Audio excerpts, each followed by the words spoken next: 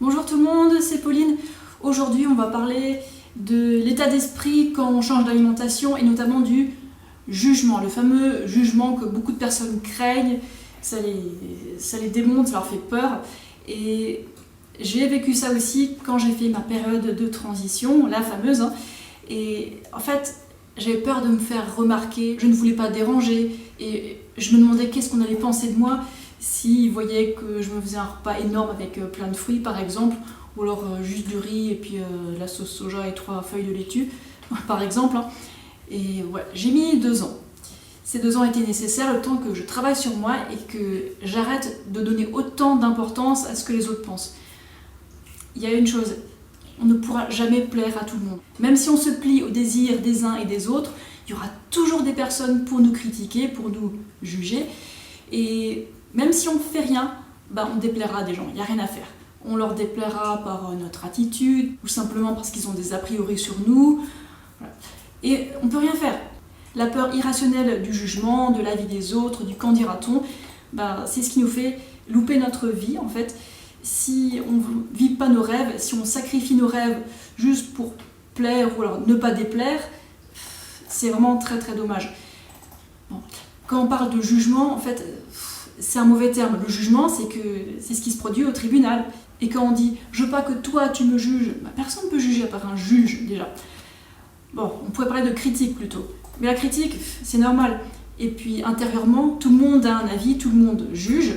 Et si on veut empêcher les gens de s'exprimer, c'est une atteinte à la liberté d'expression. Donc du coup, moi je suis pas très d'accord avec ça. Que les gens disent ce qu'ils ont envie, qu'ils vident leur sac, écoutez, ils n'ont qu'à vider leur sac, on ne va pas les empêcher de s'exprimer. Au moins une fois, le temps qu'ils s'expriment. Après, s'ils sont relous et qu'ils disent tout le temps la même chose, on peut peut-être leur dire quelque chose, dire bon, ça suffit, je t'ai entendu, maintenant tu me lâches un peu. Donc, quand on change d'alimentation, c'est bien de commencer à travailler sur soi et de se dire c'est pas si grave, regardez, je mange pas exactement comme vous, mais c'est pas grave, on peut s'entendre sur plein d'autres sujets. Et si on passe du temps ensemble juste à cause de la bouffe, j'appelle pas ça une amitié. Comment on appellerait ça? Je sais pas, dites-moi. Et c'est vrai que quand j'ai adopté une alimentation végétalienne, y a des gens que j'ai arrêté de voir, il y en a d'autres que j'ai commencé à voir, puis il y en a d'autres que j'ai gardés, voilà, parce qu'on avait d'autres intérêts communs. Par exemple les animaux, le sport.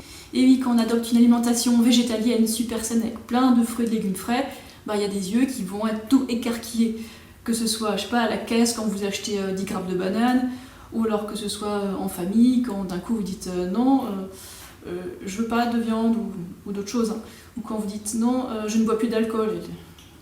Il faut commencer à assumer vos choix parce que si vous les laissez vous convaincre au début, ils vont continuer d'essayer, ils vont pas comprendre. Mais si vous montrez que le changement il est net, il est clair, et que vous ne voulez plus consommer telle ou telle chose, là ils vont comprendre. Il faut être clair avec les gens, c'est tout. C'est pas qu'ils essaient de vous manquer de respect a priori, c'est juste qu'ils ne sont pas sûrs que vous avez vraiment changé, donc ils reviennent au galop. Alors par exemple pour l'alcool, quand on me demande est-ce que tu veux de l'alcool, je dis non, je ne bois plus d'alcool. Ils s'y redemandent encore, et je dis j'aime vraiment pas ça. Et là du coup ils se calment, ils arrêtent. Ils n'essayent plus de me convaincre. Ou alors quand on me dit tiens, est-ce que tu veux du fromage, là je dis direct non merci, je suis végane. C'est tout, rien de plus. Je pense que c'est bien de se justifier, mais on n'a pas besoin de donner tous les détails de notre pensée, sauf si on a le temps, on a envie de se poser et d'en parler. Mais si on n'a pas envie de déblatérer là-dessus, on n'est pas obligé de se prendre la tête en expliquant aux gens à chaque fois. Et puis pendant les périodes de transition, il y aura des tentations. Des fois, vous aurez vraiment envie de remanger des trucs que vous voulez arrêter. Mais ça, c'est vous qui voyez, vous prenez le temps qu'il faut. Et un truc qui aide beaucoup, c'est manger assez de glucides. Je le répéterai jamais assez, manger assez de glucides, comme ça, vous serez bien satisfait, rassasié. Quand vous passerez au supermarché ou alors chez des amis et que vous avez des tentations, ce sera beaucoup plus facile de dire non, de ne pas en avoir envie quand vous êtes déjà rassasié.